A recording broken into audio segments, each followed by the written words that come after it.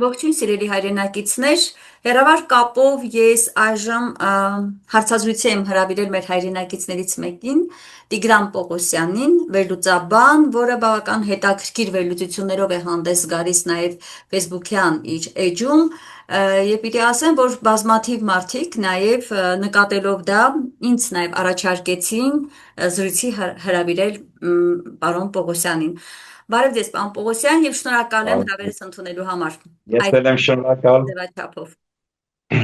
Պարոն Պողոսյան, տեսեք, նախ բնականաբար մենք պետք է սկսենք խոսել, թե ինչ է կատարվում Իրանում։ Իրանը մեր բարեկամ հարևան երկիրն է։ Իրանը այն երկիրն է, որը Արցախյան պատերազմի ընթացքում խիստ անհանգիստ էր մեր պարտությունը, այսպես ասեմ, կարելի է ուղղակի ասել, որ ձեռնտու չէր Իրանին, եւ Իրանը անընդհատ մանավանդ վերջի շրջանում Հայաստանի արևմտամետ դիրքորոշումները հաշվի առնելով մշտապես զգուշացնում էր Հայաստանի իշխանություններին կարմիր գծերի մասին, ադրբեջանիներ զգուշացնում, որ երբեք ինքը չի ընդունի փոփոխվող քարտեզը կամ սահմանները, այսինքն Իրանը միշտ եղել է Հայաստանի կողքին, վերջի շրջանում մենք առավել դրա այդ պահերը նկատել ենք, թեպետ ինչու միայն վերջի, կարող ենք ասել Արցախյան առաջի պատերազմի ժամանակ եւս Իրանը եղել է Հայաստանի կողքին։ Ամեն դեպքում այս պահին երկու երկրների քաղաքականությունները շահերը համընկել են Իրանի եւ հայ ժողովրդի շահերը, սակայն իշխանությունների դիրքորոշումները այլ են եղել ցավոք։ Եվ հիմա քանի որ փոթորկված է Իրանում իրավիճակը,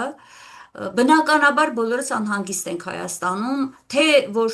որպես մեր բարեկամ պետությունում տեղի ունեցող խառը իրավիճակներ, եւ թե մյուս կողմից, որ մենք այնտեղ ունենք բավական լուրջ համայնք, հայ համայնքի հետ կապված կան լուրջ անհանգստություններ, որովհետև եւ բախումներ կան, եւ ձերբակալություններ կան, եւ լսեցինք նաեւ զոհերի մասին սպանություններ կան եւ այլն։ Հիմա կխնդրեմ դուք ներկայացնեք ձեր դիտարկումը, ինչ է կատարվում, Միացյալ Նահանգների նպատակը որն է, իշխանություն են ուզում փոխել, իրենց համար նպատակահարմար ղեկավար են ուզում բերել իշխանության ղեկին, ինչ նպատակ ունի սա եւ եթե հանկարծ Իրանում իրավիճակ փոխվի, դա ինչ վտանգավոր հետևանքներով է հղի Հայաստանի համար։ Խնդրեմ, լսում ենք ձեզ։ Եղավ շատ բարի,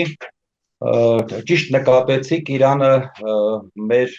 համենայն դեպս 1991 թվականից հետո այդ անկախության շրջանում բավականին եղել է մեզ համար ոչ միայն հարևան, իրոք բարեկամ երկիր, որովհետև այդ ծանր ժամանակաշրջանում մենք գիտենք Իրանը ինչ օգնություն է մեզ ցույց տվել եւ դա բավականին մեր ժողովուրդը չի մոռանա եւ անգամ գիտեք ինչն է հետաքրքիր, որ արևմտամետներից շատերը, որոնք որ այդպես ուղիղ դեմ չեն գնում Իրանին, հա, ճիշտ է, հիմնականում նրանք ցույց են տալի վարչակարգին, կրոնապետությանը, այսպես ասած, հակադրվում են, բայց հիմնականում Իրանին լավ են տրամադրված, որովհետև կա օբյեկտիվ պատճառ եւ ոչ ոք դա չի կարող հերքել։ Իսկ հիմա ինչ է կատարվում, եթե հիշում եք, այս ամեն ինչը սկսեց Իրանի արժույթի, այսպես ասած, արժեզրկումից։ Այդ ամեն ինչը այդտեղից ոնց որ սկսվեց։ Իհարկե, Իրանը բազմաթիվ խնդիրներ ունի։ Մենք եթե հիշում եք, տարիներ շարունակ մենք միշտ տեսել ենք, կարդացել ենք, հետևել ենք ինֆորմացիային, որ Իրանը անդադ եղել է պատժամիջոցների տակ։ Բայց այդ երկիրը իրա, չգիտեմ, այսպես ասեմ, հա, ոչ միայն մեծությամբ, ոչ միայն իմաստությամբ, հա, նաև երևի դարերի ընթացքում, որ անդադ իր պետականությունը ունեցել է, կարողացել է այդ վիճակից, այսպես ասած, դուրս գալ չոր, էլի, կարողացել է պաշտպանել, պահպանել, այսպես ասած, իր արժեքները, իր քաղաքականությունը եւ այլն եւ այլն։ Եվ հիմա այս իրադարձությունները, որոնք որ կատարվում են, ընդհանրապես գիտեք, խնդիրը որն է, մի կարևոր բան կա, որ ես ուզում եմ, որ մեր հասարակությունը, նաև այդ վերլուծաբանները, որտեղ շատերին լսում եք, գիտեք, եթե ինքը անկողմնակալ վերլուծաբան է, խնդիր չկա, բոլորս էլ անսխալական չենք, բայց այսպեսի մի խնդիր կա, որ պետք է ամեն դեպքում լինել օբյեկտիվ։ Մենք պետք է ընդունենք, որ աշխարհում գնում է, այսպես ասած, պետությունների մրցակցություն։ Եվ դա եղել է միշտ։ Պետությունների կազմավորման պահից առ այսօր, տեսեք, ինչքան հազարամյակներ են անցել, այդ գեոպոլիտիկ շահերը կան։ Այսինքն մենք չպետք է ելնենք այն իրողությունից, որ կա չէ տեսակետը, որ Միացյալ Նահանգները, Արևմուտքը դա քաղաքակիրթ աշխարհն է, իրանք միայն, չգիտեմ, ժողովրդավարություն են տարածում, մարդու իրավունքներ, բարեկեցություն եւ այլն, բայց մենք այս ամեն ինչը, եթե հիշում եք, փշրվեց հենց Տրամփի գալուց հետո։ Երբ որ այդ մարդը բացահայտ ասեց, որ չգիտեմ, ստեղ ռեսուրսներ կա, չէ, դաժե Ուկրաինայի պատերազմը չէր վերջացել, արդեն ասում էր, որ այնտեղ այդ օգտակար հանածոները պետք է տանենք, այսինքն մենք այդպես չենք ձրի չենք արել եւ այլն, նույնը Գրենլանդիայի համար է հիմա խոսում, չգիտեմ, Պանամայի եւ այլն, այսինքն նաեւ շատերի աչքերը ինձ թվում է հասկացող մարդկանց աչքերը բացվեցին, հասկացան, որ վերջի վերջո այդ արժեքային համակարգը, այսինքն այդ մարդու իրավունքները, ժողովրդավարությունը դա միջպետական հարաբերությունների հարց չի, դա յուրաքանչյուր պետության ներքին խնդիրն է, բայց պետությունները իրար հետ հարաբերվում են նյութական շահերով, ունեն ռազմավարական շահեր, եւ սա է, որ մեր ժողովուրդը պետք է հասկանա։ Իհարկե, ես որպես անհատ մարդ ընդունում եմ այդ արժեքային համակարգը, մարդու իրավունքները, ժողովրդավարությունը եւ այլն, բայց մենք պետք է նաեւ ուրիշ իրողությունից դուրս հաշվի առնենք, որ ամեն դեպքում այդ նույն արևմտյան աշխարհը, Միացյալ Նահանգները, Եվրամիությունը, նրանք ունեն ռազմավարական շահեր, որը ցավոք սրտի մեր շահերի Հայաստանը չեն բռնում։ Ես կուզեի, որ այդպես լիներ, բայց այդպես չի։ Եվ գիտեք ինչ, գիտեք ժամանակին Բոլթոնը հանդիպելով Նիկոլ Փաշինյանի հետ ասեց այդ մասին, այնտեղ մի փոքր փակագծեր բացեցին, եթե հիշում եք, ասում են դուք պետք է ազատվեք ձեր ազգային կարծրատիպներից։ Իհարկե ազգային կարծրատիպները Քոչարի ապարելուց հրաժարվելը չէր։ Ազգային կարծրատիպը դա որն էր, դա Արցախն էր, դա ցեղասպանությունն էր, դա ազգային շահերն էր, այսինքն ինքը ասում է, որ գիտեք ինչ, դուք պետք է այսպես ասած հրաժարվեք այդ ամեն ինչից։ Այո, Այսինքն այդ դեպքում ինչ է ստացվում։ Ստացվում էր անդեմ Հայաստան։ Եվ վերջապես Միլլերի, Բրայանի արդեն բացահայտ, այդպես ասած, իրենց ելույթներից հետո հասկացանք, որ այդ միջին միջանցքը, այս Տրամփի ուղի կոչվածը, այդ Զանգեզուրյան եւ այլն, դա այդ նույն շղթայի մի մասն է։ Այսինքն հիմնական նպատակը ո՞րն է։ Հիմնական նպատակը հետեւյալն է՝ Ռուսաստանի դուրս մղել այստեղից, Միջին Ասիայով, Ադրբեջանով ամբողջ այդ էներգոռեսուրսները Թուրքիայով տանել դեպի Եվրոպա։ Սա է, ուրիշ բան չկա։ Այստեղ ընդամենը Հայաստանը կատարելու է, այսպես ասած, չգիտեմ, որպես գործիք։ Մենք այդտեղ ոչ մի շահ չենք ունենալու։ Եվ գիտեք ինչն է հետաքրքիր, ես շատերին հենց այդ հարցադրումով այսպեսի մի հարց եմ նորից բարձրացնում, ասում եմ, լավ, շատ լավ։ Ինքը վարձակալեց մեր Սյունիքի տարածքը համենայն դեպս այդ փաստաթղթով։ Իհարկե ինքը հիմա դեռ կյանքի չի կոչվել, բայց հարց, ինչի նույնը չարեց Նախիջևանի հետ։ Չէ որ ասենք եթե մենք ապա շրջապակումից ենք խոսում ենք, որ այդ ճանապարհները նաև մեզի պետքա օգուտ լինեին եւ այլն, այդ դեպքում հարց։ Ինչի հենց նույն ամերիկացիները գարանտ չկանգնեցին Նախիջևանում։ Թոնդեղ էլ այնտեղ ասեին մենք ընդեղ ենք վարձակալում, հայեր ջան, խնդիր չունեք։ Ոնց որ Զանգեզուրում այդպես էլ կլինի Նախիջևանում։ Այսինքն այստեղ էլ ակնհայտ է, որ մենք մեր աչքերը պետքա բացենք, հասկանանք ինչա կատարվում։ Իսկ Իրանի մասով ես ուզում եմ շարունակել, մի փոքր շեղվեցի։ Իհարկե, շատ վատ զարգացումներ կարող են լինել, որովհետև ամեն դեպքում, եթե հիշում եք, հիմա էլ անդադ Տրամփ կրկնում է, ինչքան գիտեմ 4-րդ անգամ կրկնեց, որ եթե այնտեղ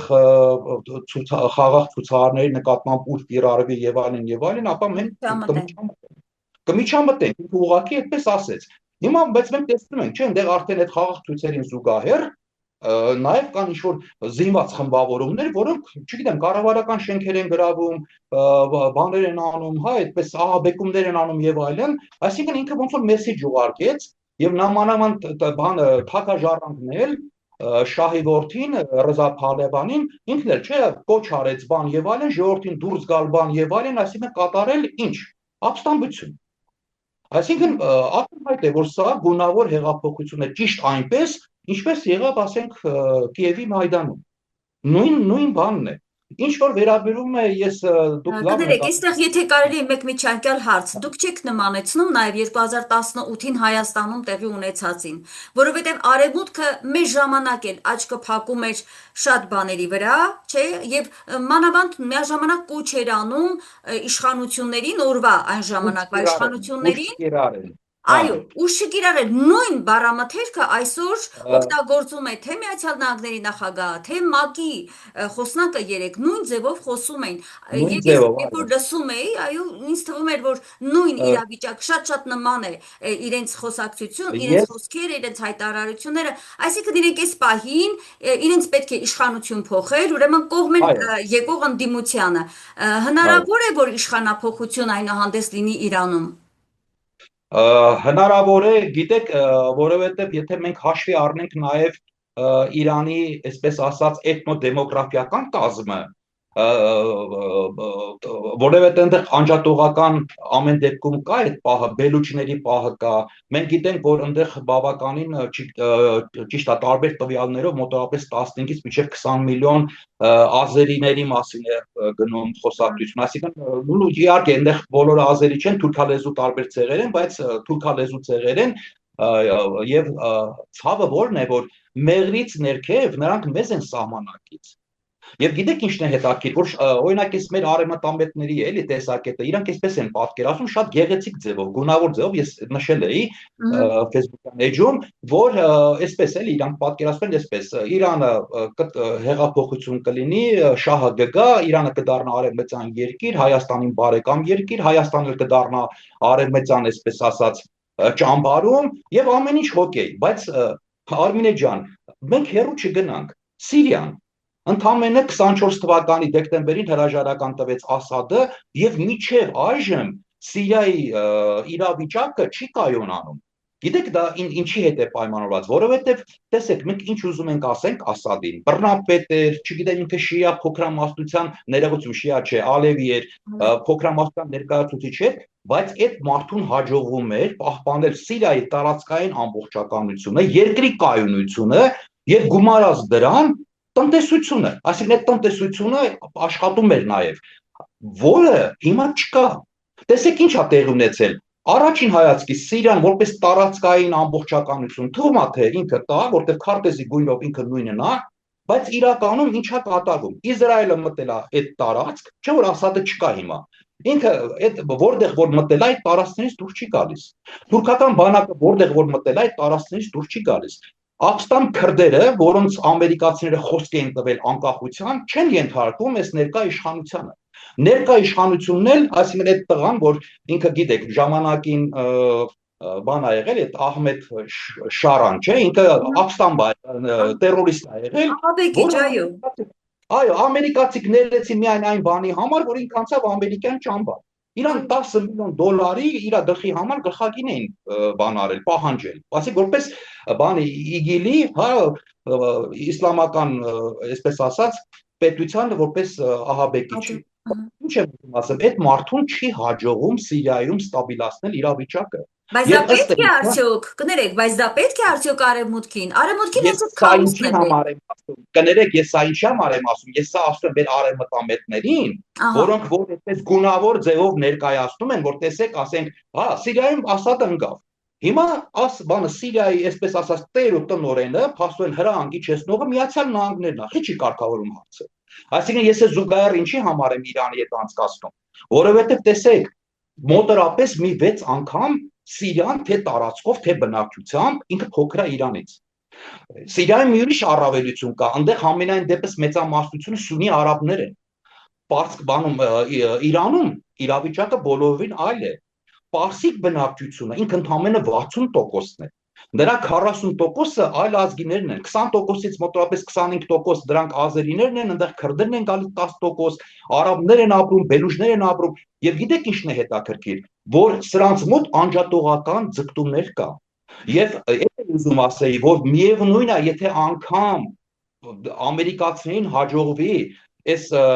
Խամենինին գահանքեց անել եւ բերել իրանց մարդուն, չգիտեմ, շահի որդին թե մեկ ուրիշը, ստեղ շատ էական է, արդյոք այդ մարդուն կհաջողվի, որպեսզի երկրում պահի կայուն իշխանություն, դա չի լինելու։ Դա չի լինելու, որտեղ դա անհնար է, դա միշտ այդպես է, եթե նայենք պատմությանը, ես որպես համենայն դեպս պատմության մեջ խորացված մարդ, այդտեղ էլ գիտեմ, 17 թվականին, երբ որ Ռուսաստանում հեղափոխությունը եղավ, փետրվարյան ապստամբությունից հետո ժամանակավոր կառավարությունը ինքը չկարողացավ իրավիճակը կայունացնել, որտեղ շատ դժվար է։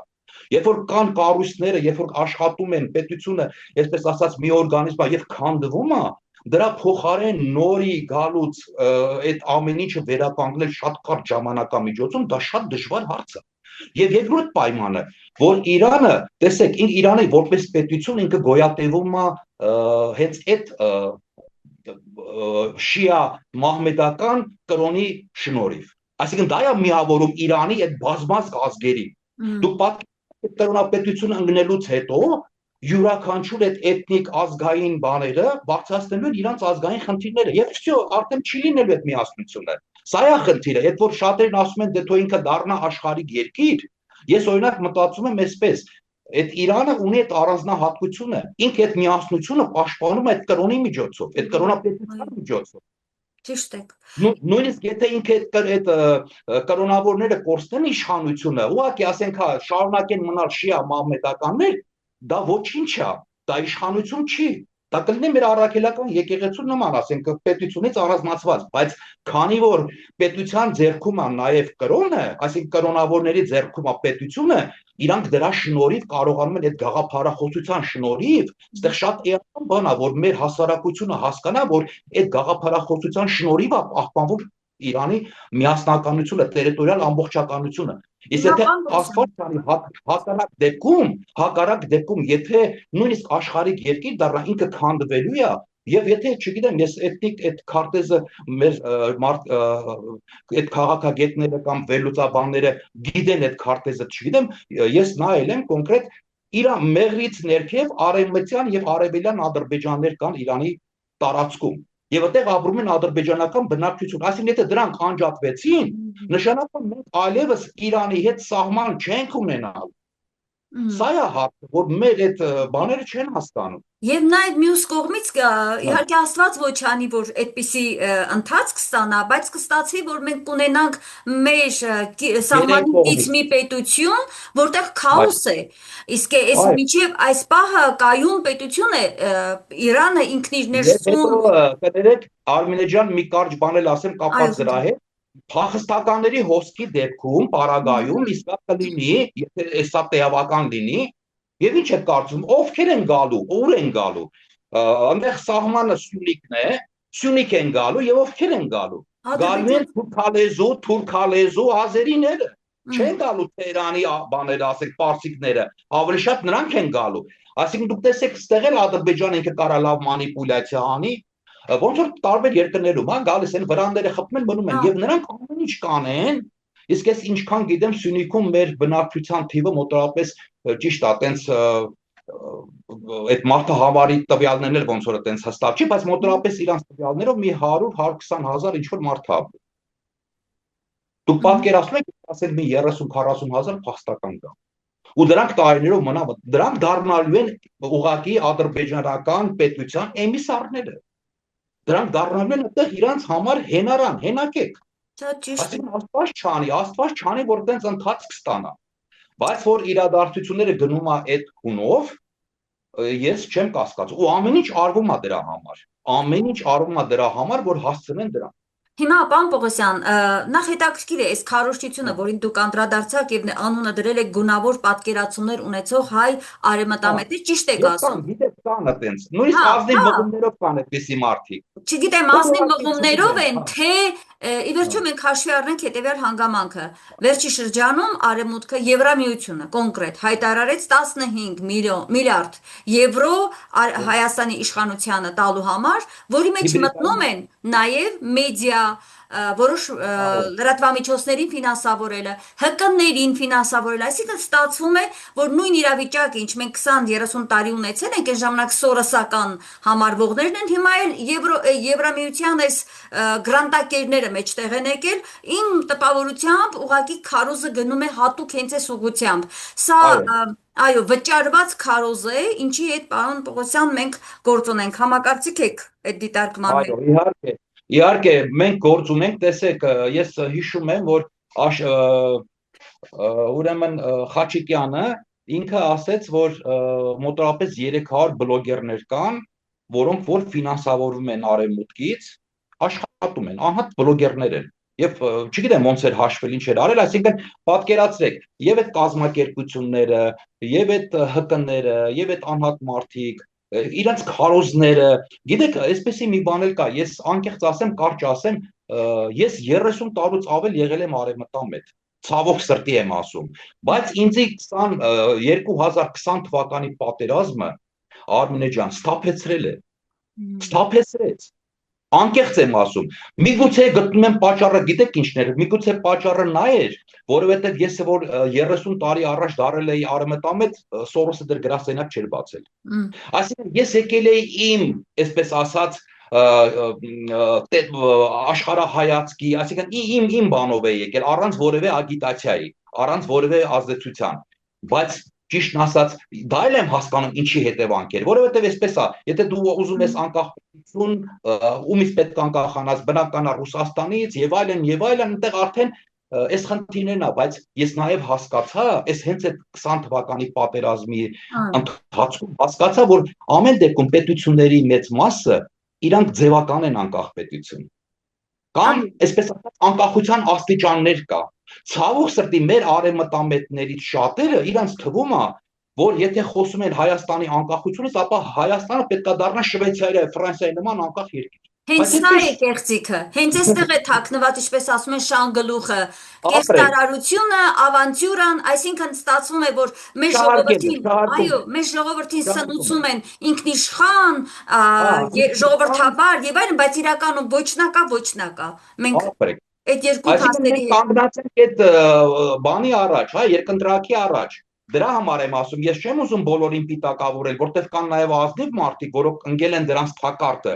բայց այդտեղ խնդիրն է, որ այդ վիճակից դուրս գալու համար գիտելիք է պետք։ Եթե մարդիկ չունեն գիտելիք, ընդհանրապես այդ ինֆորմացիան հետո գիտեք, այդ Գեբելսի հայտնի բանը, չէ, ասում է, եթե դու սուտը մի քանի անգամ ասում ես, ինքը դառնում է ճշմարտություն։ Դե դուք պատկերացրեք, մեծ ֆինանսական հոսքեր են գալիս, առավոտից երեկոմ այդ ագիտացիան գնում է, այդ քարոզչությունը գնում է, շատ դժվար է, գիտեք, դիմակայել։ Ես ինքը զարմացած եմ, հենց իմ հարազատների շրջանում պատկերացնում եք մարդիկ կան, որ, չգիտեմ,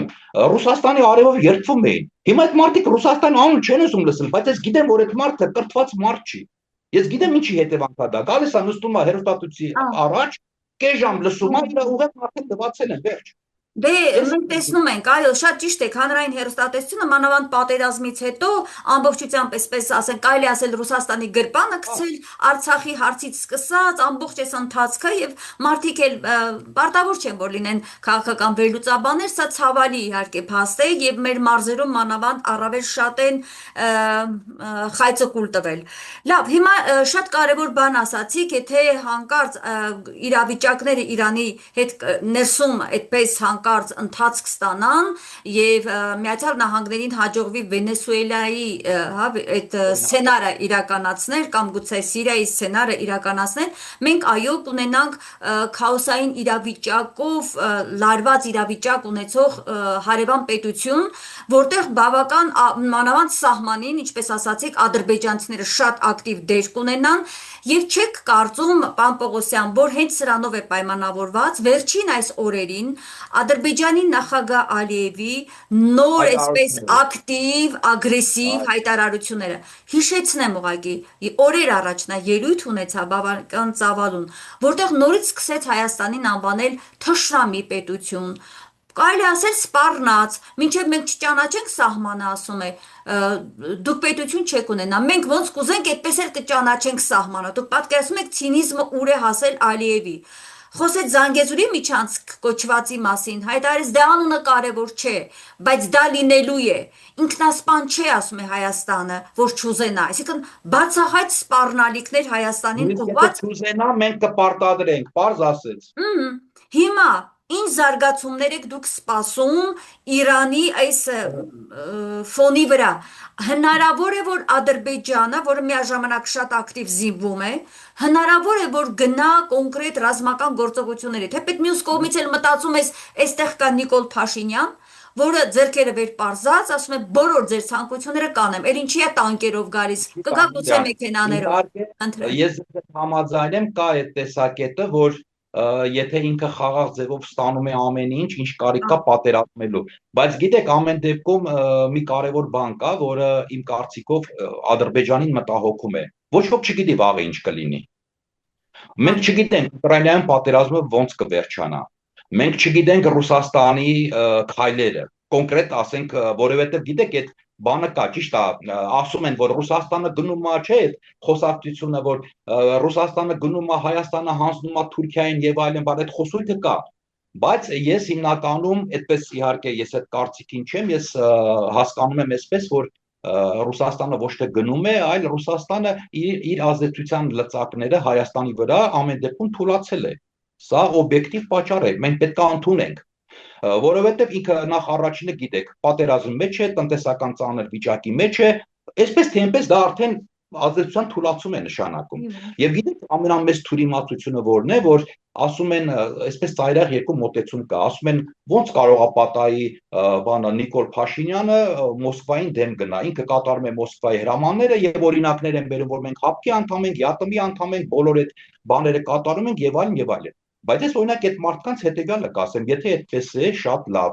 Այդ դեպքում ոնց բացատրենք եվրոդիտորդների ներկայությունը Հայաստանում։ Ռուսաստանն է ասել։ Իհարկե ոչ։ Այսինքն դա ուզում եմ ասել, ցույց տալ, որ այդ ազդեցության թուլացումն է ռուսական կամ մաքսակետերից, օդանավակայանից ռուս սահմանապահների, մաքսային ծառայողների դուրս բերումը նորից, էսի մտնում է դրա մեջ է։ Թեկուզ ասենք, լավ, այդ ամեն ինչը դնենք մի կողմ, փաստորեն դուրս է գալիս, որ Եվրամիությունը, Արևմուտքը բան Հայաստանին հենց այնպես փողեր են տալի, հենց այնպես այս մարդիկ գնում հանդիպում են։ Չէ, այդպես չի։ Այսինքն գնում է կոնկրետ հետևյալ բանը, իրանք հասկանում են, որ Ռուսաստանը, այո, այստեղ դեռ դրության տերն է։ Բայց Ռուսաստանը այն ազդեցությունը, ինչ որ ուներ սովետական միության ժամանակ, բնական է հիմա այդ ազդեցությունը չկա։ Այն ազդեցությունը, ինչ որ ուներ Լևոն Տեր-Պետրոսյանի կառավարման տարիներին, այսօր այդ ազդեցությունը չկա։ Այսինքն այդ ազդեցությունը գնալով թուլանում է, բայց ասել, որ Ռուսաստանը այստեղից գնալու է, դա մի քիչ, չգիտեմ, անշնորհակալ գործ է, որտեղ մենք չգիտենք ոնց կլինի, բայց եթե անգամ մի րոպե ընդունենք, որ դա այդպես է, առավել եւս մենք պետք է ունենանք մեծ մտավախություն, որ մեզ սпасելու է մեծ աղետ, որովհետև սпасել, որ, չգիտեմ, Ռուսաստանի գնալուց հետո մեծ տերություն է անելու Արևմուտքը։ Ես այստեղ էլ եմ ուզում փառատեմ այդ մարդկանց հույսերը, գիտեք ինչի հետ կապելով, մեր հարևան Վրաստանի հետ։ Հերու չգնանք, մեր հարևան Վրաստանը, ինչ եղավ։ Եվրոպա գնալու, Արևմուտք գնալու փոխարեն Թուրքիա գնաց։ Եվ ինքը շատ պարզ հասկացավ, որ ընկել է Վրաստանի ու Թուրքիայի տնտեսական էքսպանսիայի տակ, որը արդեն նրանք սկսեցին քաղաքական, այսպես ասած, թելադրանքներ տալ, բայց փառք Աստծո, որ այնտեղ կարողացավ, այսինքն այդ բանը այդքան չէր խորացել ազդեցությունը եւ նրանք կարողացան 2012 թվականի ընտրությունների արդյունքում դուրս գալ այդ վիճակից։ Իհարկե նորից Ռուսաստանի օգնությամբ, որտեղ իրանք միայն այդպես միայնակ չէին կարող։ Այսինքն Վրաստանը, վառ օրինակ, Սիրիան, Իրաքը, ես հավատացնում եմ ձեզ, ես անգամ ինչ ասեմ, այն ամենահայտնի մարդկանց ուղղակի անունները չեմ տալիս, ասում եմ դուք միջազգային իրավունքի մասնագետ եք, ես շատերի հետ նույնիսկ բանավեճի մեջ եմ եղել եւ իրանց այդ հարցադրումն արել եմ, ասեմ ինչի օրինակ դուք չեք պատմում Սիրիայի ներքաղաքական կամ Իրաքի վիճակը։ Տեսեք, Իրաքում ինչ կատարվեց, կարճ ասեմ ձեզ։ Ուրեմն Իրաքում երբ որ ամերիկացիները տապալեցին Սադամ Հուսեյնին, այնտեղ քրդերը ամերիկացիներին մեծ, այսպես ասած, հենարան էին։ Եվ ամերիկացիք խոստացել էին քրդերին անկախություն։ Չտվեցին այդ անկախությունը։ Ընդհանրապես քրդերին այնտեղ տվեցին ինքնավարություն, կոչվում է Իրաքյան Քրդստան, բայց իրականում գիտեք ինչն է հետաքրքիր, որ այդ ինքնավարություններ քրդերը չունեն։ Այնտեղ տեր ու տնօրեն են թուրքական բանակը։ Եվ գիտեք ինչ, մեզանից հեռու չի։ Այստեղ եթե այստեղից բան անենք, երևի Կրասնոդար, Ռոստով ավելի հեռու է, քան ասենք Բաղդադը։ Բայց ինչն է հետաքրքիր, մեր քաղաքական վերլուծական այդ միտքը գոնե դրա վրա չի սևեռում։ Լավ, եթե մի րոպե ընդունենք, որ շատ ենք էլի լսում, ասում են Ամերիկան կզսպի Թուրքիային, Ամերիկային պետք չի ուժեղ Թուրքիա եւ այլն, բայց այդ խոսույթը մենք լսում ենք։ Հիմա հարց. ինչի համար Իրաքում քրդերին չտվեցին անկախություն, ինչի համար Սիրիայում չտվեցին քրդերին անկախություն եւ ընդհանրապես ամերիկացիները սպասարկում են թուրքերի ինչ ասեմ, նկրտումները, դուք գիտեք երևի Սիրիայում քանի անգամ ամերիկյան այդ գիտեք, իրանք այդտեղ տարբեր տեղ էին տեղաբաշխված իրանք այդ զորամիավորումները քրդական շրջաններից մի քանի անգամ, մեկ անգամ չի եղել, արդեն 3 անգամ դուրս են եկել, ես նույնիսկ պատրաստ եմ թվերով բան անել, այդ ամեն ինչը ներկայացնել, դուրս են եկել ու քրդերին կոտորել են։ Հա, Այն բայց քրդերին, պարոն որ Պողոսյան, Ամերիկա ախր այնքան պարզ է սա, տեսեք, նույն Միացյալ Նահանգների ղեկավարները արևմտյան քանի անգամ են ասել, որ այս տարածաշրջանում իրենց ամենաակտիվ եւ իրենց աջ ձեռքը դաշնակիցը Թուրքիան է։ Թուրքիան է։ Ավելին, ասել են իրենց քաղաքականությունը Թուրքիայով են իրենք իրականացնում այս Այո, տարածաշրջանում։ Դրանից են կողմ էլ ինչ ասեն։ Եթե այո, եթե այլևս որոշակի վերլուծական շրջանակներ կան, որոնք դա չեն անցալում, ես նորից եմ կրկնում, գործ ունենք վճարված փողով այո, վերլուծություն անողների հետ։ Այսինքն նրանք այո, ազնիվ չեն, նրանք պարզապես քարոզչություն են անում, խափում են մեր ժողովրդին։ Սա է մեծ ողբերգությունը եւ ցավալին նաեւ այն է, որ այդ քարոզչությունը գնում է հանրային հեռուստատեսությամբ։ Մարդիկ այո, հիմնականում մարզերում նայում են հանրային հեռուստատեսությունը, չեն նայում YouTube-յան մեր ալիքներով լրատվամիջոցների այդ աշխատանքը։ Ձեր ձայնը չի հասնում։ Հասնում է այո, հանրայինով քարոզչություն անող արևմտամետների ձայնը, որոնք ասում են հետեւյալը, եւ հիմա ուզում եմ նաեւ դուք էլ ձեր Facebook-յան էջում այդ մասին գրառում եք հավանաբար արել։ Հակառուսների այդ քարոզի մասին է խոսքս, որտեղ ասում են մեր շահերը համընկնում է Ադրբեջանի եւ Թուրքիայի շահերի հետ։ Ուզում հասկանամ, այդ խայտառակություն երբանից դա եղավ։ Այդ երբանից։ է։ Այո, Խնդրեմ, ասեք, խնդրեմ։ դա ընդհանրապես խայտառակություն է, որովհետև ես ասեմ, նրանք ելնում են հետևյալ, այսպես ասած, բանից, չգիտեմ, տեսակետ ասեմ, ենթադրություն ասեմ, որ քանի որ իրանք համարում են այսպես, քանի որ Թուրքիան, Ադրբեջանը, իհարկե նաև հաճախ հակադրում են արևմուտքին, բայց երբ որ իրանք պետք է լինում Ռուսաստանի դեմ, այսպես ասած, պայքարում, դարձնում են Թուրքիան, նույն Ադրբեջանն արևմուտքի դաշնակիցը։ Եվ նրանք այդ տեսանկյունով նայելով հարցին ասում են, որ մեր շահերը բռնում է, որովհետև Ռուսաստանն ուզում է ստրկացնի, Անդրկովկասը գրավի եւ այլն, ելնում են այդ իրողությունից։ Իսկ Թուրքիան Բայց եւ Ադրբեջանը չեն ուզում, հա, ստրկացնել Հայաստանը բայց կամ այստեղ կուլ մի տալ բան կա։ ամբողջությամբ։ Այստեղ մի բան կա, որ մենք ամեն դեպքում պետք է ֆիքսենք, էլի։ Այսինքն հարցը հետեւյալն է. չէ՞ որ յուրաքանչյուր պետություն ինքը ունի իր շահերը։ Այսինքն Թուրքիան եւ Ադրբեջանը իրանք ունեն իրենց ազգային մեծ նպատակները։ Եթե այդ նպատակները չլիներ, նրանք չէին խոսի Զանգեզուրի միջանցքից։ Այսինքն Այո, նրանք ունեն այդ ծրագիրը։ Եվ պան-թուրքիզմյան։ պատահական չի, որ իրանք անդադ ասում են, որ մենք մեկ ազգ ենք, բայց երկու պետություն։ Այսինքն դա նշանակում է, որ ժամանակի ընթացքում այդ հարցն էլ է լուծվելու։ Այսինքն այդ մեկ պետություն, մեկ ազգ բանը դրան էլ է գտնվում։ Իրանք բազմիցս ասել են այդ մասին։ Եվ ուղղակի գիտեք ինչ, զուգահեռներ տանել, համատել Հայաստանը Ուկրաինայի հետ, ես հիմնականում, գիտեք, դա էլ եմ ասում, հարգելիներս ասեմ, ախր Ուկրաինայի հետ Հայաստանը հեչ համեմատելու բան չի, որովհետև Ուկրաինան եթե ունի, ենթադրենք միայն ռուսական խնդիր, մեր պարագայում նաև թուրքականն է։ Եվ այստեղ գիտեք ինչ են անդադ ասում են անընդհատ թուրքերով վախցնում եք, ասում եք ռուսը չլինի, թուրքը մեզ կուտի, բայց արդյոք այդպես չի եղել։ Ես հարց եմ տալիս այդ մարդկանց, արդյոք մինչև 1828 թվականի արևելյան Հայաստանի միացումը Ռուսաստանին այդպես չի եղել։ Եթե ամեն ինչ հոկեյ է եղել, ամեն ինչ լավ է եղել, ինչի՞ է տեղի ունեցել այդ գործընթացը։ Կամ ուր էր այդ նույն Եվրոպան, թող 1828 թվականին նրանք գային օգնության, բայց նրանք Թուրքիայի հետ էին, նրանք անդադ եղել են Օսմանյան կայսրության հետ։ Ռուս-թուրքական մոտավորապես 12-ից 13 պատերազմ ա եղել, նրանք անդադ եղել են թուրքերի հետ եւ ընդհանրապես բերում են մեկ դրվագ, դա առաջի համաշխարհային պատերազմն է, երբ որ առաջի անգամ Թուրքիայի շահերը, այսպես ասած, հակադիր են եղել Անգլիայի եւ Ամերիկայի հետ։ Ընդհանրապես մեկ օրինակով իրանք ուզում են անդադ խոսում են այդ ռուս-թուրքական բառակապակցությունից, որը ինձ թվում է անտեղի է։ Այո, Ռուսաստանը Թուրքիայի հետ նաև ունեցել է լավ հարաբերություններ, բայց պատմության ընթացքում դա ընդհանրապես 2-3 անգամ է եղել, ոչ ավել։ 13 պատերազմ են ունեցել, չէ՞։ Այո, բայց նրանք հիմնականում եղել են հակառակորդ երկրներ, Այո, եւ եթե Ռուսաստանը այսօր այսպեսին է,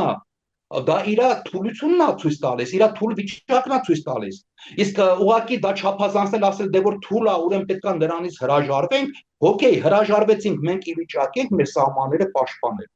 Մենք ի վիճակի կամ մեզ արևմուտքը ի վիճակի է կամ ուզում է ցանկանում է որ գաղանք կանգնի մեր ավանդակությանը։ Չկա այդպեսի բան։ Փաշինյանի տրամաբանությամբ այո հնարավոր է, ասում է խաղաղություն կհաստատենք, սահմաններին կանգնող զինվորի կարիք չի լինի։ Տեսնում եք, չէ՞, ոնց են կրճատում ծառայության Բանակը, ժամկետներ, բանակը։ բանակում խայտարակ իրավիճակ է, անգամ բաներ կան Բայց չեք գիտեք, ուզում հանրայնացնել։ գիտեք, հայտնի դեմ կա Չեմբերլենի օրինակը, երբ որ ինքը Գերմանիայից Հիտլերի հետ այդպես ասած թուղթը բերեց խաղաղության, Անգլիայում թմկահարում էր, բայց խաղաղություն չեղավ, պատերազմը սկսվեց։ Այսինքն մենք պետք է հասկանանք նաև մի բան, որ տեսեք,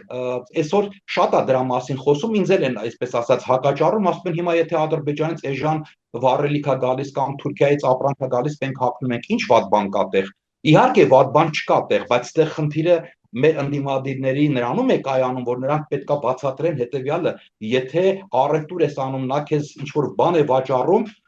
բնական է դու էլ պետքա նրան ինչ որ մի բան վաճառես, այդ առևտուրը, առևտրաշրջանառությունը, ապրանքաշրջանառությունը վատ բան չի, բայց վատ բան է հետեւյալը, երբ որ մենք կընկնենք տնտեսապես կախման մեջ նրանցից։ Այսօր Ադրբեջանն ու Թուրքիան հասկանում են, որ Հայաստանը կլանելու համար, ինչպես իրանք այդ փորձ արեցին Վրաստանի պարագայում, բայց մենք տեսանք, չէ, Վրաստանի պարագայում, նրանք ուզում են այդ նույնը այսօր անել մեր գլխին։ Այսինքն բոլոր լծակները վերցնել, էներգետիկ մասով կլինի, առևտրային մասով կլինի։ Հիմա պատկերացրեք, ցորենի 99%-ը Ռուսաստանն է տալիս եւ տարեկան դա քիչ չի, մոտավորապես 600,000 տոննա բան է, այսպես ասած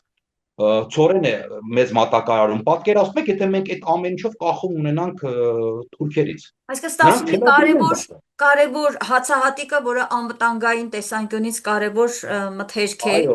բենզին եւ էներգետիկա, մյուս էներգետիկան, հարցերը, այո, հա, եւս կախման մեջ են գցում մեզ Ադրբեջանից, մենք կարող է հայտնվենք եւ ընդհանրապես ինչ եք պատկերացնում, պարոն Պողոսյան, հնարավոր է որ Հայաստանի հետ հիմա իրականացնում է թուրք-ադրբեջանական տանդեմը այն նույն սցենարը, որն իրականացրեց Արցախի հարցում, բլոկադայի մեջ է գցում Հայաստանին, թե սննդի տեսանկյունից, թե վառելիքային բոլոր տեսանկյունից, տեսանք ինչ եղավ Արցախը 9-10 ամիս ինչպիսի խայտարակ բլոկադայի մեջ էր եւ վերջում վիճակում է։ Արցախը հայաթափվեց։ Դուք չեք տեսնում նույն ընթացքը Հայաստանի հետ։ Ես Սարսափելի բան գիտեք, եմ ասում, բայց ես մի բան ասենք ասեմ, ընդհանրապես լավ կլինի, երբ որ ընդհանրապես վերլուծաբանները խոսում են, խոսել իրողություններից։ Ես ուզում եմ հիմիկվա իրողություններից խոսալ, ինչ մենք ունենք։ Առաջինը, պատերազմ պարտված երկիր ունենք, որը զուգահեռ այդ առաջի հարցի մեջ են մտցնում, բանակի ծառայության ժամկետն է կրճատվում, ընդհանրապես ռազմական ծախսերը գիտեք 25%-ով կրճատվել են, պատճառաբանելով, որ իբր նախորդ տարի ավելի շատ են արել։ Այն դեպքում, որ Ադրբեջանը 5 միլիարդով ավելի է այո, ավելացել իր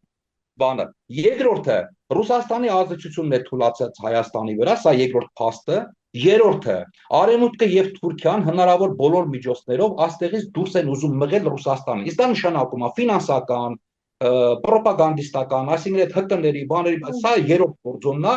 Չորրորդը, որ մեր համար շատ վատ բան է, դա պառակտված հասարակությունն է, որը մենք փաստորեն Նիկոլ Փաշինյանին հաջողվել է, ինքը ինչքան էլ որ խոսում է միասնությունից, մենք ունենք պառակտված հասարակություն։ Սա չորրորդ կարևոր բանն է, հինգերորդը, նաև այդ պառակտված հասարակությունից բացի մենք ունենք նաև пассив հասարակություն, որը ընդհանրապես ոչ մի բան չի խառնում, ասենք իրանց թվում է, որ ոչինչ իրենց հետ չի կատարվի, ոչ մի բան տեղի չի ունենա, ինչ որ լավատեսական բան է։ Ես հիշում եք ձեզ այդ զրույցում ասեցի, որ ես այս ընթացքում դե գիտեք, այս նոր տարվա կապակցությամբ հարազատների ենք հանդիպում բան։ Ես ուղղակի զարմացած եմ, որ կոնկրետ իմ շրջապատում մարդկանց այդ լավատեսության բանը ինքնապաշտպանական բնազդը մարդկանց մեջ ահավոր թուլացել է։ Սա սարսափելի բան է։ Եվ այնքան լավատես են, պատկերացնում եք, ասենք, կարծես ոչ մի վտանգ, ոչ մի բան չեն զգում։ Եվ ես հասկանում եմ սա ինչ է կապված։ Սա կապված է հենց այն նրա հետ, ինչի մասին ուրեմն մենք մատնանշեցինք։ Այդ գումարները, որոնք որ տարիներ շարունակ եկել են, հիմա ավելի է ուժեղանալու։ Ես նույնիսկ ուշադրություն եմ դարձրել վերջին այս երկու շաբաթվա ընթացքում հակառուսական բանը ավելի է ուժեղացել։ Տոտալ ձևով ուժեղացել է։ Ես էլի եմ ասում, այստեղ խնդիրը հետևյալն է, մենք այսօր այնպեսի թուլացած վիճակում ենք, որ չգիտեմ, մենք ինքնուրույն չենք կարող այս վիճակից դուրս գալ։ Եվ գիտեք, մի բան եմ ուզում ասեմ, Արմինե ջան, շատ կարևոր բան, շատ ենք մատնացույց անում Գարեգին Նժդեհին, բայց չգիտես ինչի, Գարեգին Նժդեհի գործնեությունը կապված Սյունիքի հետ կապված, մենք միջև վերջ չենք ասում։ Ուրեմն տեսեք ինչ բանա տարածված, որ Գարեգին Նժդեհը պայքարել է ռուս-թուրքական տանդեմի դեմ, Սյունիքը հայկական պահելու բան եւ այլն։ Ճիշտ է, այդ ամեն ինչը ճիշտ է։ Բայց չեն ասում միջև վերջ, այսինքն միջև վերջը ո՞րն է։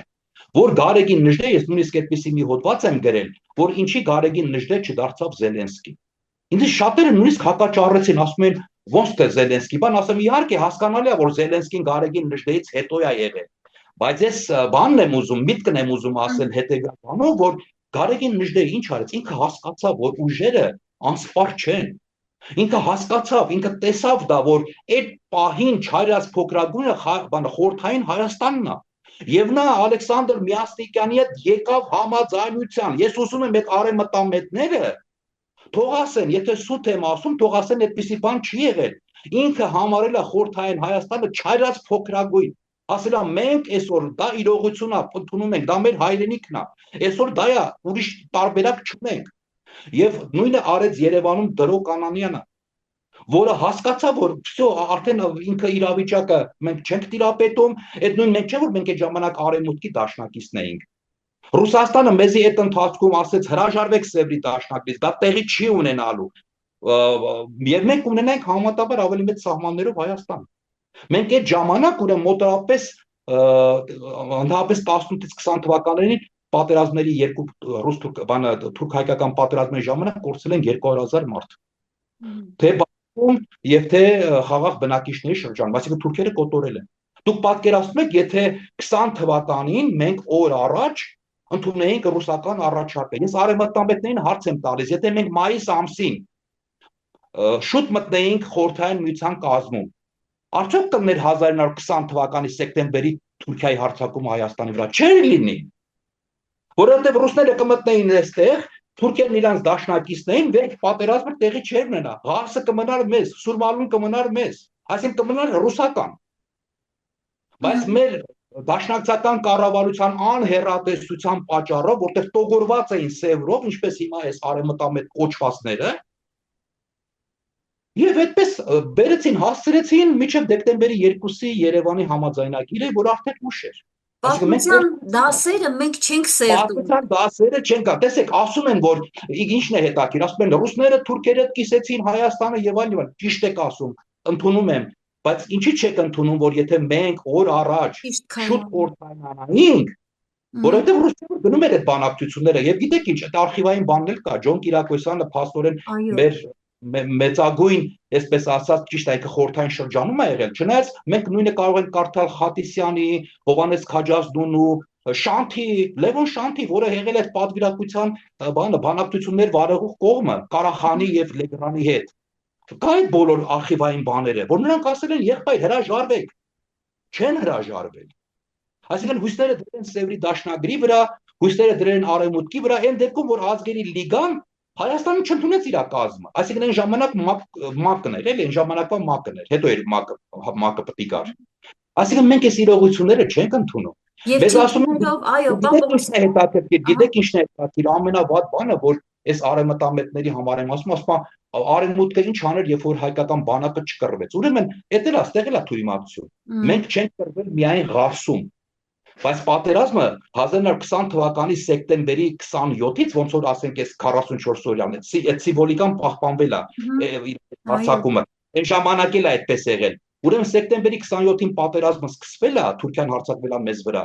բայց պատերազմը տևել է մինչև ուրեմն թուրքերը մտան Լենինական այսինքն այն ժամանակվա Ալեքսանդրապոլից են ռուսները թուրքերին հետ տվել Ալեքսանդրապոլել էին թուրքերը մտել Այսինքն ինչ է դա նշանակում, եթե մենք օր առաջ, 6 ամիս առաջ շուտ, այսպես ասած, ընդունեինք ռուսական առաջարկը, որտեղ միևնույն է, արդեն այդպես էր լինելու։ Մենք չէինք ունենա մարդկային եւ տարածքային կորուստներ, եւ սա պատմական Ես ուզում եմ անպայման հիմա շատ կարևոր միտք ասացիք, շնորհակալ եմ, որտեղ շատ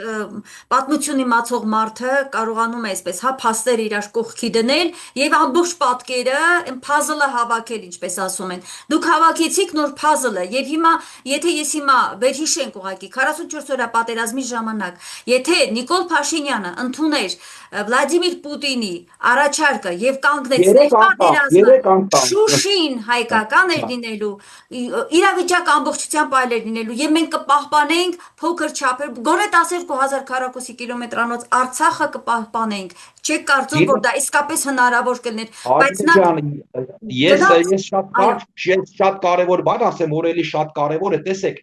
նորից այդ քարոզչության մեխը որտեղ է, Ռուսաստանը հանձնեց Արցախը եւ այլն, բայց այսպեսի մի բան կա։ Փաստը մնում է փաստ, որ Պուտինը 3 անգամ առաջարկել է զինադադար, որը ի վերջո ընդունվեց նոյեմբերի 9-ին։ Սա մեկ փաստ, որ Ռուսաստանը ուզեցել է օր առաջ կանգնեցնի պատերազմը, դա փաստ է։ այո, Բայց մենք գիտենք նաև մի բան, պատերազմից առաջ մենք գիտենք, որ կար Լավրովյան պլան։ Ճիշտ է, դա մեզ համար հաճելի պլան չէր, բայց մոտորապես դրա, այսպես ասած, նպատակը հետևյալն է, որ մենք հանձնում էինք 7 շրջանը, նրանց ասելով գրավյալ, մեր ասած ազատագրված, բայց Արցախը իր 5 շրջաններով մնում էր, հայկական վերահսկողության տակ։ Մերոնք չեն ընդունել։ Դա սկսած Սերժ Սարգսյանից, որտեղ Ռոբերտ Քոչյանի հետո է դա եղել Լավրովյան պլանը։ Նիկոլ Փաշինյանը առավել եւս չի համաձայնվել այդ տարբերակին, բայց այստեղ մի բան կա, ոչ թե նրանք չեն համաձայնվել, որտեղ հայրենասեր են եղել։ Իրենք հասկացել են, որ ընթացքը սրան է տանելու։ Եվ Ռուսաստանը, ես ուզում եմ շատ կարևոր բան է, որ մեր հասարակությունը դա վերջնական կոնե իր համար, այսպես ասած, པարզ լինի, Ուկրաինայի պատերազմից առաջ ինքը արել է այդ առաջարկը մեզ, որպեսզի իր թիկունքը ամրապնդի։ Պատկերացնում եք, եթե օրինակի համար ինքը Ադրբեջանի հետ կամ Թուրքիայի հետ չգար նման համաձայնության։ Այստեղ բացվելու էր երկրորդ ճակատ, բացի Ղարաբաղից ռազմաճակատ էր դառնալու դա նաև Երևան, որովհետև արդեն այդտեղ էլ արևմտ, եթե այդպես գնար սցենարը, մենք այսօր Հայաստանում արևմտամետներ չէինք ունենա, գիտեք։ Եթե այդպես գնար, այսինքն եթե Ռուսաստանը նախապես ինքը հասկացավ, որ եթե Ուկրաինայում պատերազմը վարելու, ամերիկացիները Թուրքիային ու Ադրբեջանին ասելու են բացի երկրորդ ճակատ։ Ինքն էլ լինելով մեր դաշնակիցը, պետք է մեր հետ կռվեր երկու ճակատով։ Ինչ հետևանքներ դա կունենար։ Միգուցե Ռուսաստանը իր ստրատեգիայից ելնելով, իր հաշվարկներից ելնելով հասկացել է, որ դա իր համար վնասակար է։ Դրա համար ինքը թուրքերի ու ադրբեջանցի հետ եկել է համաձայնության, որ ես հիմա համաձայնվում եմ կամ չգիտեմ հայերին համաձայնեցնում ենք տալ ձեզ գրաված տարածքները, բայց դուք Արցախի հետ գործ չունեք։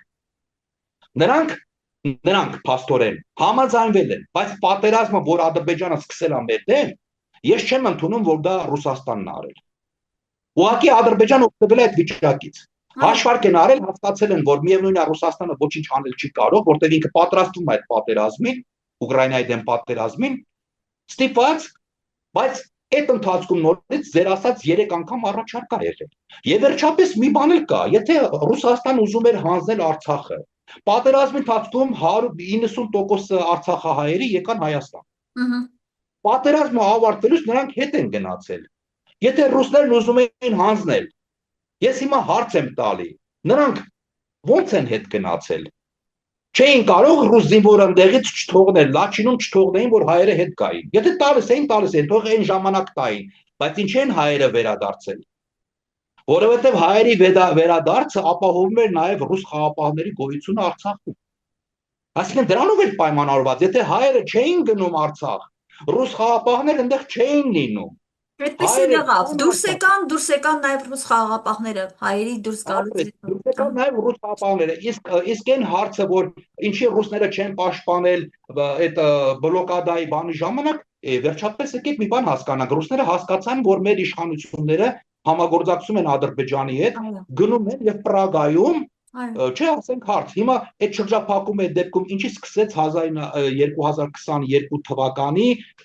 հոկտեմբերի 6-ից հետո, դեկտեմբերին։ Ստորագրումից հետո, հոկտեմբերի 6-ի ստորագրումից հետո Պրահայում շրջափակումը չկար, թող պատերազմից հետո շրջափակումը լիներ, ինչի չկար։ Որովհետև Ռուսաստանը տեսավ, որ Հայաստանի իշխանությունները ձեռները լվացել են Արցախից, Եվ ասում են, որ Արցախը մեր հետ կապ չունի, մենք դա մերը չի, միջազգային արենայում նա չէր կարող պաշտպանել մեզ, եթե դու ինքդ քեզ չես պաշտպանում, եթե դու ինքդ հրաժարվում ես քո հողից, քո տարածքից, քո բնակչությունից, քո հայրենակցից, ինչպես կարող է Ռուսաստանը այդպես պաշտպանել քեզ, չի լինում այդպես, եւ տեղի ունեցել այդ շրջափակում, այսինքն այդ շրջափակումը, եթե Ռուսաստանով էր պայմանավորված, կլներ ավելի շուտ, տեսեք, պատերազմը վերջացել էր, բայց հայկական բնակչությունը, որը վերադարձել էր, միջև վերադառնալ ես նկատի ունեմ, ադրբեջանական զորքը չէր գտնվում այն վայրերում, որտեղ որ հայերն էին։ Սա էլ հետաքրքիր բան է։ Այսինքն Ռուսաստանը շահագրգռված չի եղել Արցախ տալու։ Նա Դուք ուզեցել հիշում է, եք, չէ՞, ոնց էին ռուս զինվորները մեր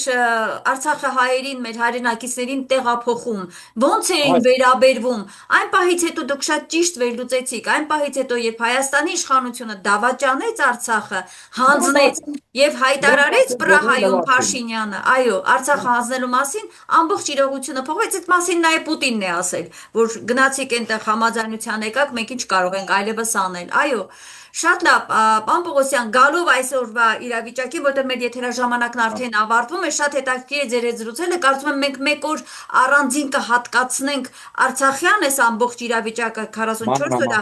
այո, կփորձենք հասկանալ, որովհետև այդ շատ կարևոր բաներ են եղել, մի կարճ դրվագել հիշենք, կարճ, հապկնել էր, հիշում եք այդ օրերին, ասում էր, որ պատերազմ է լինելու, սցենարներ դրել են իշխանության, Հայաստանի իշխանության առաջ, ուղղակի նետել են աղբի դույլը, ինչպես ասում են, ժողովրդի խոսքով ասած, եւ իրենք արեցին այն, ինչ ցանկացան, այլ օտար կենտրոններ, այլ ուժային կենտրոններ, դա արևմուտքն է եւ մենք կորցրեցինք մեր Արցախը։ Հիմա կանգնած ենք նույն վտանգի առաջ, Մեղրին, Սյունիքը կորցնելու եւ ինչու՞ միայն Գեղարքունիք, մինչև Երևան, Հայաստանի պետականության կորստի առաջ։ Եթե Նիկոլ Փաշինյանը վերընտրվի, պարոն Պողոսյան, մեր ժողովուրդը պետք է դա շատ հստակ հասկանա։ Մենք ինչ վիճակում կհայտնվենք։ Եկեք դրանով նաև եզրափակենք եւ թե հետեւաբար հասկանանք, թե ինչ պիտի անել, որպեսզի կասեցնել նրա վերընտրությունը։ Եվ չգիտեմ,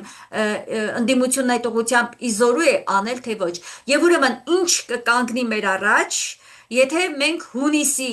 7-ի ընտրություններին հանկարծ սխալմամբ գնանք եւ ինչ կունենանք հաջորդ օրն իսկ Հայաստան պետականություն կունենանք, չենք կունենա 300,000 ադրբեջանցիներով հանդերձ։ Խնդրեմ։ Գիտեք, շատերին թվում է, որ ինչպես միջնադարում ա եղել կամ առաջի համաշխարհային պատերազմի ժամանակ ա եղել, թեկուզ երկրորդում, երբ որ պետությունները մտել են ուրիշի տարած գրավել են, շատերին թվում է այդ սցենարն աշխատելու, չէ, այդ սցենարը չի աշխատելու։ Ինքը կարող է քարտեզի վրա 29,000 Հայաստան էլ մնա այդպեսին։ Ինչպես ես փաստը բերեմ, ինչպես հիմա Սիրիան է։ Բայց Սիրիան այդպեսին չի։ Դու քարտեզով չես տեսնի Սիրիայում, ընդհանրենք Իսրայելը այնտեղ տարածք կա մտել։ Սիրիայի քարտեզն է գծած, բայց Սիրիա չկա։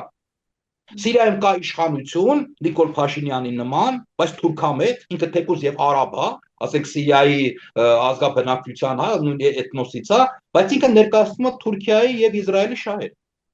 Բայց անգամ այդ մարդու պարագայում պատկերացնում եք թուրքերն ու այդ բաները Իսրայելը հաշվի չեն նստում։ Նորից իրանք գործը անում են։ Անգամ եթե իրանք դրատոին են դրել, բայց միևնույն այնտեղ անկայուն վիճակ է, որովհետև ինձ թվում է այնտեղ արդեն գիտեք որ process-ն է, ժողովուրդը արդեն սկսել է հասկանալ։ Ինչ կկատարվի մեր մոտ։ Այս տրամաբանական շղթան շարունակվելու է, այս նույն քարոզները գնալու է, այս ինքնիշխանության անվան տակ դեպի թուրքացում բան եւ այլն, սա գնալու է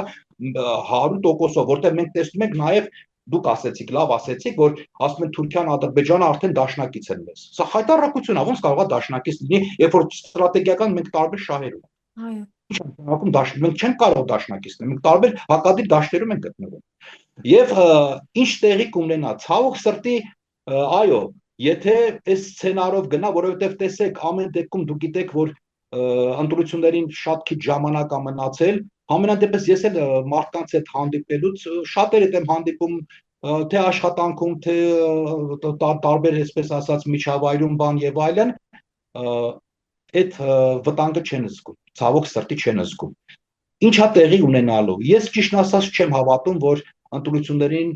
50%-ից ավել կմասնակցի։ Ինչքան էլ որ ժամանակը քիչ է, փորձում են մարդկանց հանել դեպի, ասենք, ավելի ակտիվացնել բան, բայց չեմ կարծում, որովհետև դա չի նկատվում։ Մի քիչ որ շատ ես խոսում, մարդիկ ասում են լավ, էլի քաղաքականությունից մի խոսա։ օգնել։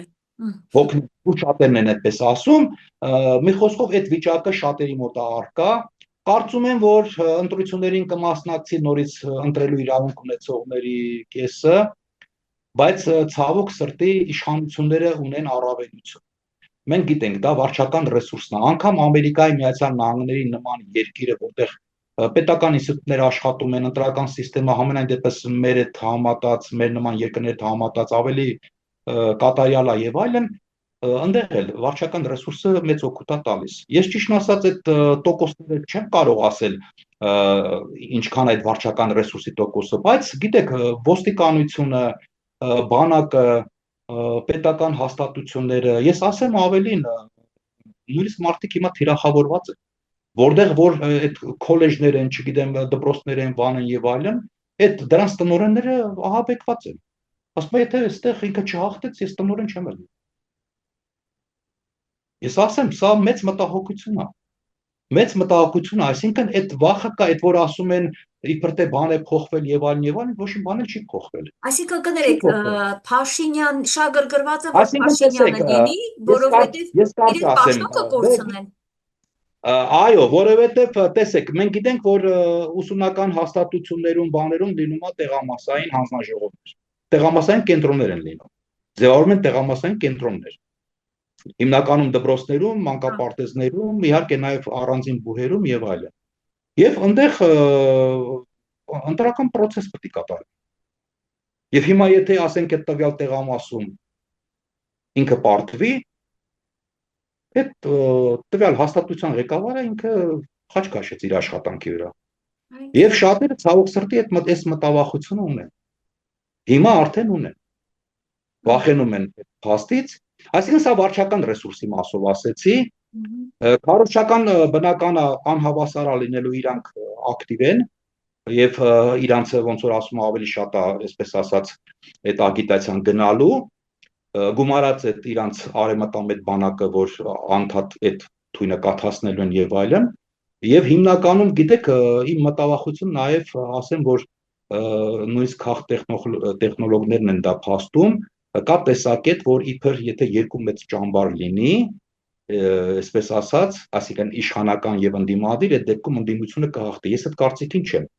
Ես մտածում եմ, որ երևի ինչի չի հաղթի այդ տարբերակը, որովհետեւ նա շատ արագ դա սև ու սպիտակի է վերածելու, նախկիններ, քոչարյանականներ, թալանչիներ, ռուսամետներ, այդ ռուսամետ պիտակները ինչ որ անդադ կպցվում է դրանց վրա, այստեղ ինքը հասնելու է հաջողության։ Իմ կարծիքով չգիտեմ, ընտրական ճանապարհով ինչքան է հնարավոր, որտեղ հաշվի առնելով, որ նաև այդ բանակի բաննա կրճատել եւ նույնիսկ շատ ծնողներ այդպես էլ ասում են, գիտեք, ասում են դե վտակս տարուկ էսա ծառայելու, իրան չեմ սիրում, բայց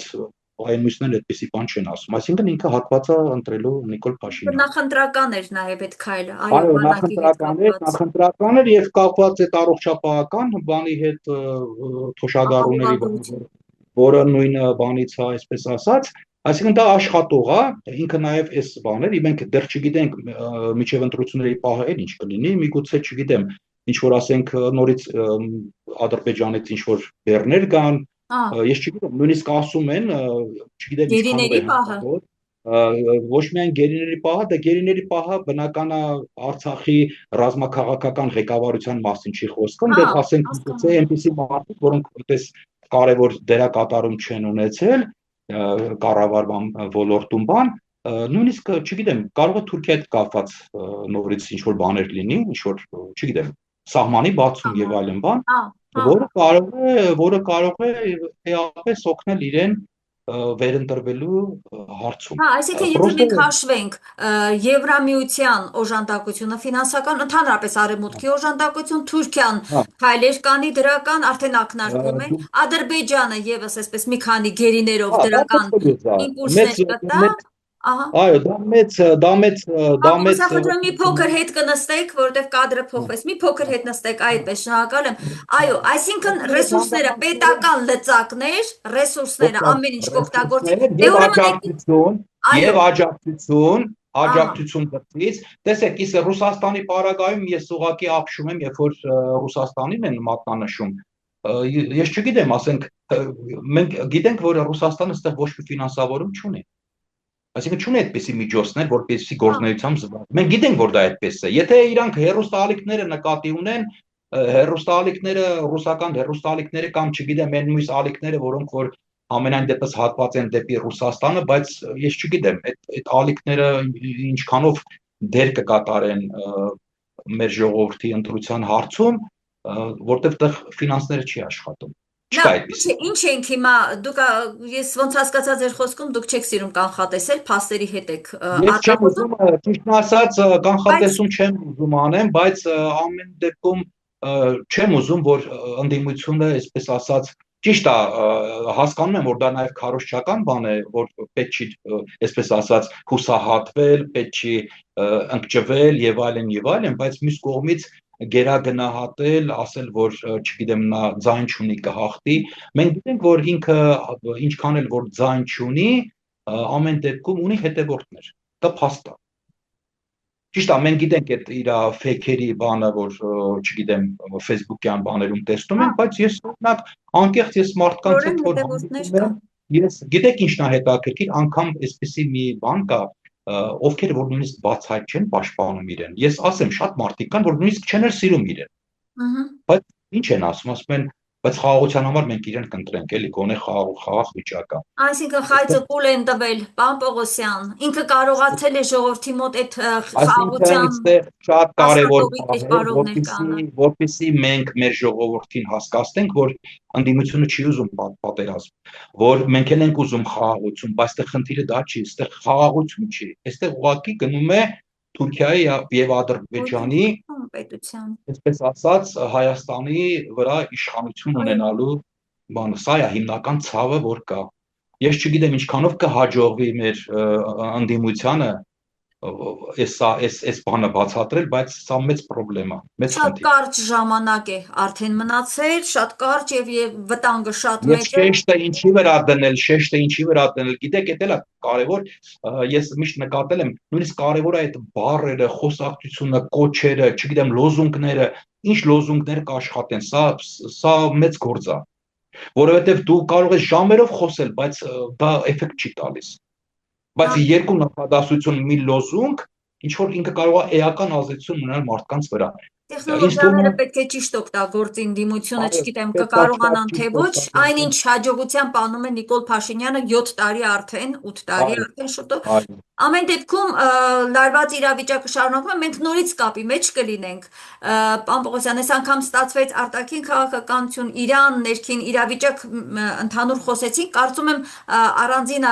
այդպես թեմաներ կընտրենք, կլսենք ձեր հետաքրքիր վերլուծությունը, շատ յուրահատուկ է եւ շատ կարեւոր է եւ ամենակարևորը գիտեք, դուք անկախ վերլուծող եք եւ պետք է հենց անկախ վերլուծաբանների խոսքը պետք է հասնի մեր ժողովրդին, հա, այո, այո, որովհետեւ երբ որ կուսակցական են լինում վերլուծաբանները, անշուշտ իրենց վերլուծությունը բխում է նաեւ սեփական կուսակցությունների շահերից, հաճախ դրանք ճիշտ է, իրականության հետ չեն իրականությունը չեն արտացոլում, ընդհանրապես նեղ թիմի շահերն են արտահայտում։ ճիշտ է, Ես շնորհակալ եմ ձեր վերլուծության համար, մենք դարձյալ կշարունակենք իրավիճակը գնալով նաև ներքին լարվում է, մենք չխոսեցինք ընդհանրապես եկեղեցու հետ կապած, այստեղ մենք ունենք շատ լուրջ խնդիր, սրան էլ փոքր ինչ անդրադառնանք, որովհետև շատ կարևոր է մեզ համար, մեր ինքնության հենասյունն է, իդեպ դուք բաժանման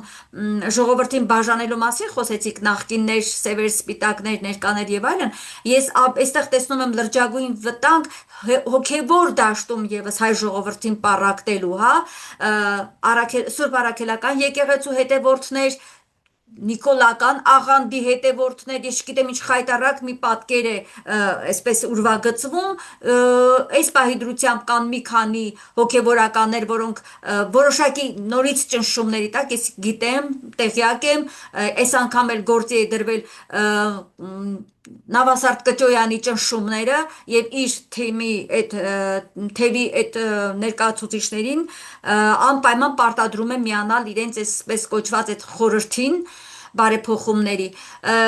այսինքն մենք բավական լուրջ պայքարի մեջ ենք, կխնդրեմ այս հարցի հետ էլ կապված, եկեղեցու հետ էլ կապված ձեր կարծիքը կարճ եւ ամփոփենք, խնդրեմ։ Եղավ։ Ուրեմն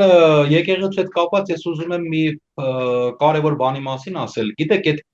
կակեբեի պիտակը, որ կպցվում է, ես ուղղակի ուզում եմ նորից մեր հայրենակիցներին մի բան ասել, որ գիտեք, այո, դարեր շարունակ, երբ որ մենք պետություն չենք ունեցել, այդ պետական ֆունկցիան իր վրա վերցրել է հայոց եկեղեցին։ Բայց միաժամանակ մի բան, մի պարզ ճշմարտություն կա, որ ես չգիտեմ ինչի մարդիկ չեն ուզում հասկանան։ Եթե երկիրը պետություն չի ունեցել, ո՞նց կարող է պատահի եկեղեցին ինքը վարեր անկախ քաղաքականություն։ Այսինքն ինքը ինչ որ չափով,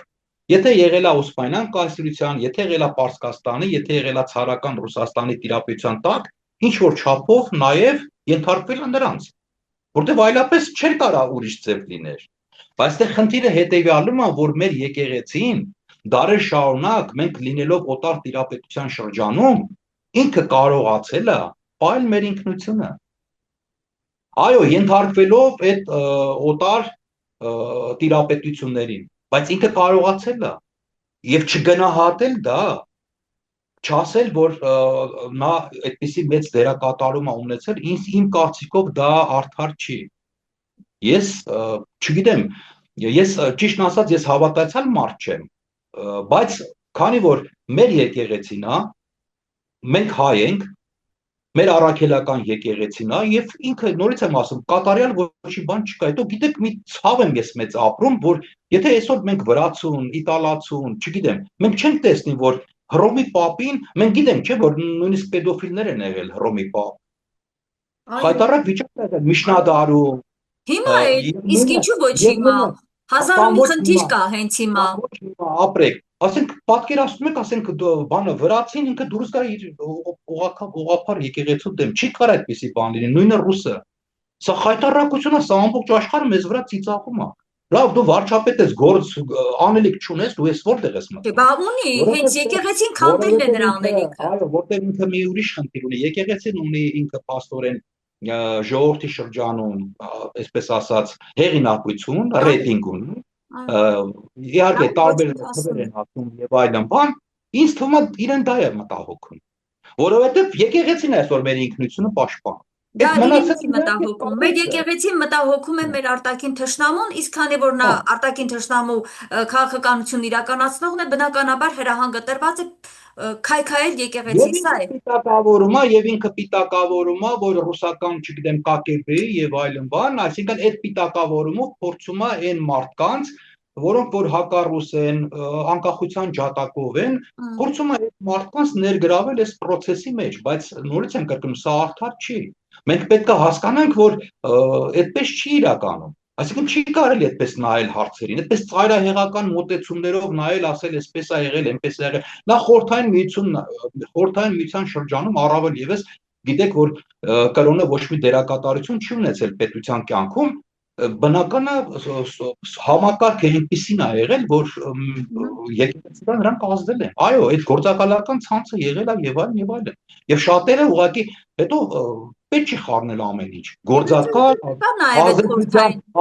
ազդեցության գործակալ, դրանք տարբեր բաներ են։ Խորհրդային միությունն ի վերջո չկա, ինչի մասին է խոսում Փաշինյանը, ինչ կեղծ վարկաբեկիչ քայլեր է անում։ Այո, խորհրդային միությունը չկա այլևս։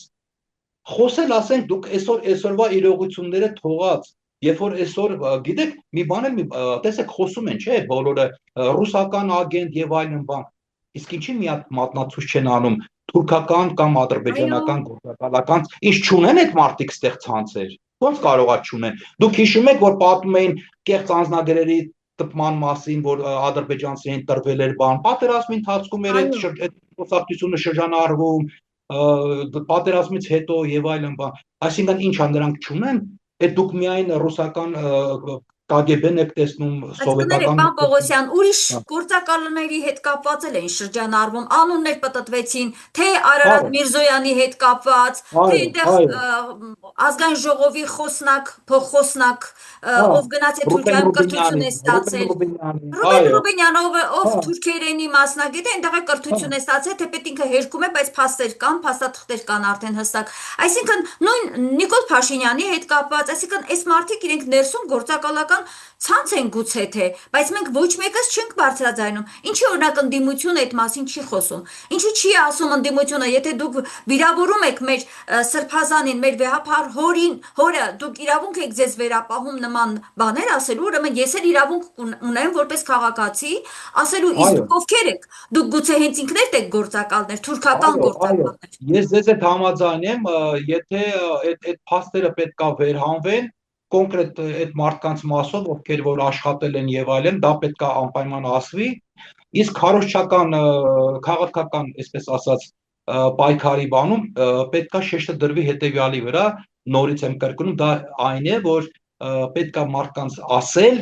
որ ժողովուրդ ջան, այդ ինքնիշխանությունն ու սուվերենությունը դա միայն հակառուսականությունը չէ, բայց դուք շեշտը դրա վրա եք դնում։ Այսինքն ի՞նչ է նշանակում, Ռուսաստանը որ գնաց, Հայաստանը դառնում է սուվերեն ու անկախ երկիր, այսինքն մենք սպառնալիք չունենք մեր հարևանների կողմից, մեր հարևանները մեզ չեն մտածելու Հավերժ։ անեքսիայի ենթարկել կամ գոնե տնտեսապես, հա, այսպես իշխել Հայաստանը, ոնց կարելի է այդպես պրիմիտիվ նայվ նայել։ Այսինքն այս բանն է, որ պետքա ինձ Այո։ թվում է մի քիչ ընդդիմությունը շեշտը դնի դրա վրա ավելի շատ, որովհետև այլապես, չգիտեմ, ծայրահեղ բան է ստացվում։ Շնորհակալ եմ, պարոն Պողոսյան, եւ որպես վերջաբան, քանի որ մենք նաև պատմական, այսպես իրողություններից էինք խոսում, պետք է կարծում եմ մեր ժողովրդին այո պատմական դասերը հասցնել եւ մեկ ինֆորմացիա պարզապես նաև առիթից օգտվելով հիմա հանրայնացնեմ, բոլորս լավ ենք հիշում, Աթաթուրքը մահից առաջ հրավիրում է իր մոտ թուրք ղեկավարներին եւ հրահանգ է տալիս. սպասեք, կքանդվի Խորհրդային Միությունը եւ դուք կոչնչացնեք Հայաստանը։ Կարծում եմ սա ամենամեծ փաստն է, իսկ այսօր Այո, Էրդողանը վարում է Աթաթուրքի քաղաքականությունը, այդ մեծ կայսերական օսմանյան մեծ կայսրությունը վերականգնելու մեծ ախորժակներ կան, պանթուրանական, պանթուրքիստական ծրագիր է սա, Հայաստանը նրանց կոկորտին մնացած հերթական ոսկորն է, որից պետք է ազատվեն։ Հետևաբար Թուրքիայի եւ Ադրբեջանի հետ Հայաստանը չի կարող ընդհանուր շահեր ունենալ, որոնց քարտեզում չկա Հայաստան, ինչ ընդհանուր շահերի մասին կարող է խոսք լինել։ Սա շատ տարրական պարզ բան է, որ պետք է ուղղակի հասցվի մեր ժողովրդին եւ այսօր մեծ անելիք ունի մեր ընդդիմությունը։ այո, 150 օր է մնացել,